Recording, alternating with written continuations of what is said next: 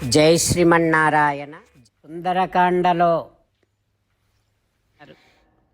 ఇక అప్పుడు ఆ వానరుల మధ్యలో ఉన్నటువంటి అంగదుడు హనుమతో ఈ రకంగా అంటూ ఉన్నాడు, ఓ హనుమా, నువ్వు ఇంతటి మహాసముద్రాన్ని దాటిపోయి మళ్ళీ క్షేమంగా రాగలిగావు. సత్వే వీర్యే నతే కశ్చిత్ సమో వానర విద్యతే. హనుమా, బల పరాక్రమములలో నీకు సాటి అయినటువంటి వాడు మరొక్కడు లేనే లేడు. అహో స్వామిని తే భక్తి. ఆహా హనుమా, ఏమి నీ ప్రభుభక్తి. అహో వీర్యం. హనుమా, ఆహా ఏమి నీ పరాక్రమము. అహో ధృతి. హనుమా, ఏమి నీ ధైర్యమయ్యా. ఎంత అదృష్టవంతుడివో కదా హనుమా, నువ్వు సీతమ్మను చూడగలిగావు. ఇక త్వరలో రాముని దుఃఖము తొలగిపోతుంది కదా అని అంగదుడు అంటూ ఉన్నాడు. ఇక తక్కిన వానరులందరూ హనుమ చుట్టూ చేరి పెద్ద పెద్ద రాళ్ల మీద కూర్చొని ఉన్నారు. చేతులు జోడించుకొని కూర్చొని ఉన్నారు. సర్వే హనుమత్ వదనోన్ముఖాః. వానరులందరూ హనుమంతుని ముఖం చూస్తూ ఉన్నారు. ఎందుకు? శ్రోతుకామాః. హనుమ చెబితే వినాలని కూర్చున్నారు. ఏం చెబితే? సముద్రస్య లంఘనం. సముద్ర లంఘనం ఎట్లా చేశాడో హనుమ చెబితే వినాలని కూర్చున్నారు. దర్శనం చాపి లంకాయాః. లంకకు ఎట్లా వెళ్ళాడు, లంకను ఏ రకంగా చూశాడు, ఆ విషయాలన్నీ హనుమ చెబితే వినాలని కూర్చున్నారు వానరులందరూ. దర్శనం చాపి సీతాయాః. సీతాదేవి దర్శనము గురించి చెబితే వినాలని కూర్చున్నారు. దర్శనం చాపి రావణస్య చ. రావణుడిని హనుమ ఎట్లా చూశాడో ఆ విషయాలు చెబితే వినాలని అందరూ చుట్టూ చేరి కూర్చొని ఉన్నారు ఆ కోరికతో. ఇక సకల వానరులందరూ చుట్టూ కూర్చొని ఉన్నారు. మధ్యలో మహాబుద్ధిశాలి అయినటువంటి హనుమంతుడు ఉన్నాడు, అంగదుడు ఉన్నాడు. వారందరూ ఎంతో ఆనందముతో కూర్చొని ఉన్నటువంటి ఆ మహేంద్ర పర్వతము ప్రకాశిస్తోంది. అప్పుడు జాంబవంతుడు హనుమంతునితో ఈ రకంగా అంటూ ఉన్నాడు, హనుమా, కథం దృష్టా త్వయా దేవి. నువ్వు సీతమ్మని ఎట్లా చూశావు?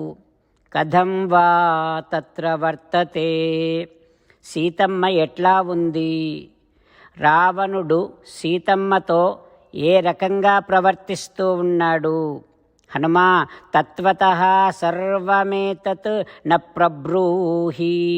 ఆ విషయాలన్నీ మాకు యథాతథంగా చెప్పవా? హనుమా, అదంతా విన్న తర్వాత చింతయిష్యామో భూయః కార్య వినిశ్చయం. ఏం చెయ్యాలో అంతా నువ్వు చెప్పిన తర్వాత, మేమందరము విన్న తర్వాత ఏం చేయాలో ఆలోచిద్దాం.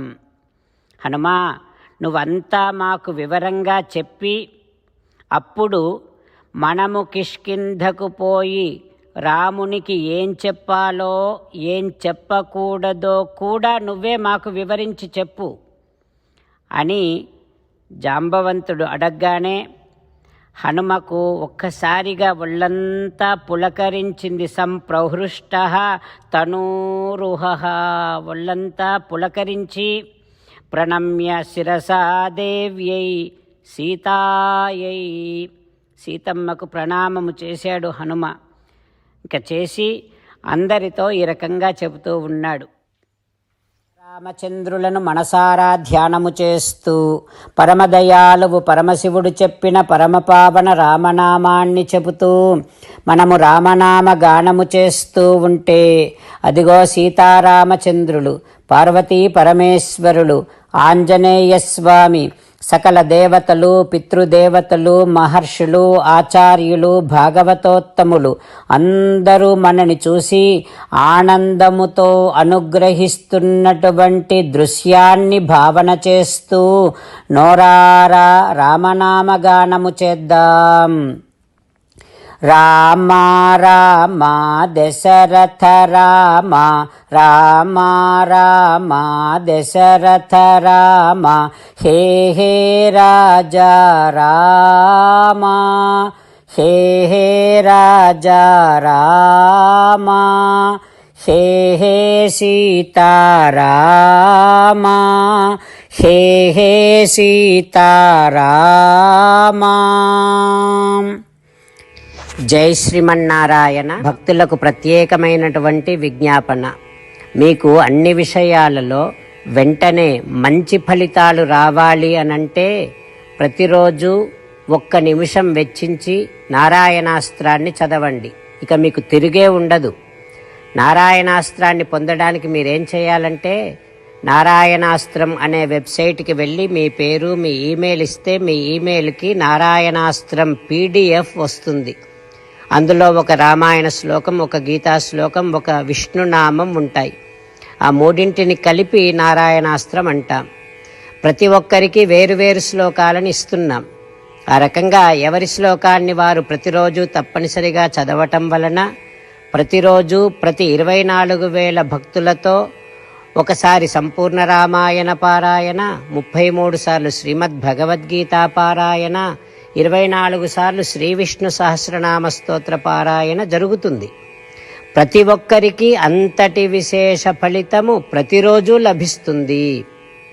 అందుకని మీరు మీ కుటుంబ సభ్యులు అందరూ ఒక్కొక్కరు ఒక్కొక్క నారాయణాస్త్రాన్ని వెంటనే పొందండి.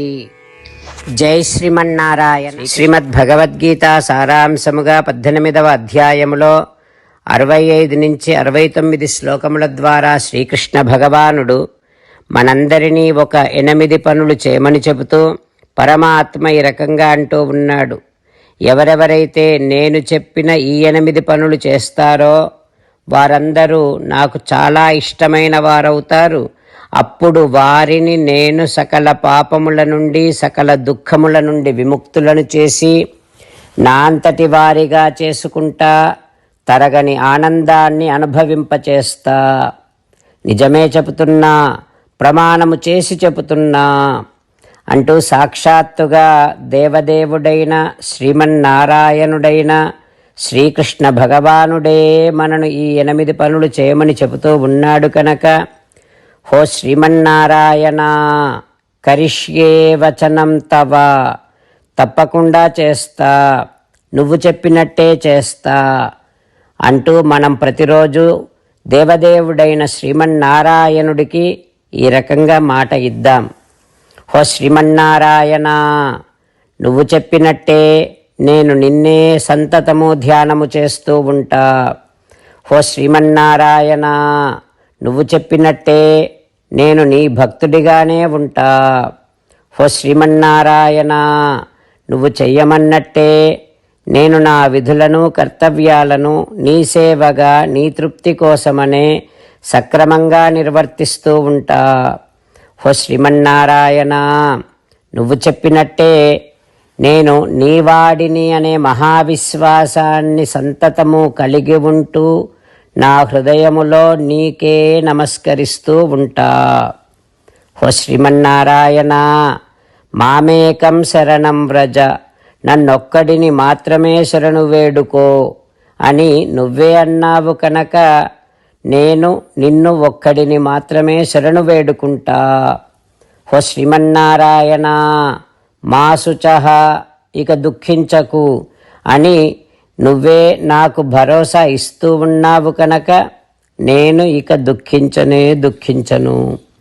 హో శ్రీమన్నారాయణ, నువ్వు చెప్పినట్టే నువ్వు నా కోసమని చెప్పిన శ్రీమద్భగవద్గీతను ఎప్పుడో ఒక్కసారి కాకుండా ప్రతిరోజు కనీసం 1 శ్లోకాన్నైనా అనుసంధానము చేస్తూ గీతోపదేశాన్ని జ్ఞాపకం చేసుకుంటూ ఉంటా.